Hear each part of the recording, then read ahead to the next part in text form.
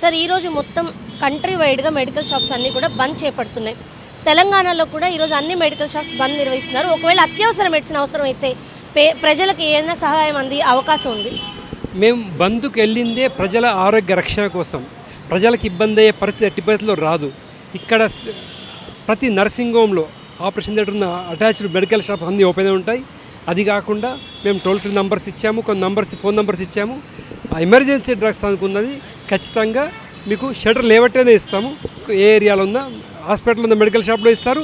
అక్కడ లేని ఉన్నట్లయితే ఏ ఏరియా అంటే ఆ ఏరియా మెడికల్ షాప్లో అవైలబిలిటీ మేము చెక్ చేసుకొని ఆ షాప్లో షటర్ లేవట్టి వాళ్ళకి కావాల్సిన మందులు అందజేస్తాము. అంటే మొత్తం తెలంగాణలో ఈరోజు ఎన్ని మెడికల్ షాప్స్ బంద్లో పాల్గొంటూ ఉన్నాయి? అండ్ కొన్ని అంటే ఇటు డీసీఏ కొందరిని కోరింది కదా, అటు అపోలో కావచ్చు, మెడ్ప్లస్ లాంటి వాటిని ఈరోజు ఓపెన్ చేయాలని కోరింది. వాళ్ళు ఈరోజు బంద్లో భాగం అవుతున్నారు, లేదంటే వాళ్ళు కూడా ఎక్స్క్లూడ్ చేశారు?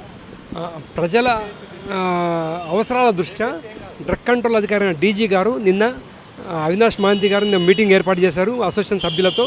అక్కడ కూడా ఇదే మాట తీసుకున్నారు, ప్రజలకు ఇబ్బంది అయ్యే పరిస్థితి రాకూడదని. దీనికోసం అంటూ హాస్పిటల్ నర్సింగ్ హోమ్లో ఉన్న షాప్స్ ఉన్నాయి. అది కాకుండా ఎక్కడ అవసరమైనా దిద్దుబాటు చర్యలు తీసుకుంటాము. ప్రజలకు ఇబ్బంది అయ్యే పరిస్థితి ఎట్టి పరిస్థితుల్లో రాకుండా చూసుకుంటామని హామీ ఇచ్చాము. దానికి వారు సంతృప్తి చెందారు. ప్రజలకు ఇబ్బంది కాకుండా మేము చూసుకుంటాం. అయితే ప్రధానంగా మీ డిమాండ్ ఆన్లైన్లో మెడిసిన్స్ అమ్మకాలని నిలిపివేయాలని చెప్పేసి ఇది ఎంతవరకు సాధ్యపడుతుంది అనుకుంటున్నారు? అండ్ గవర్నమెంట్ దృష్టికి మీరు తీసుకెళ్ళినప్పుడు ఎలాంటి స్పందన వచ్చింది? ఈ గవర్నమెంట్ తీసుకెళ్ళాము.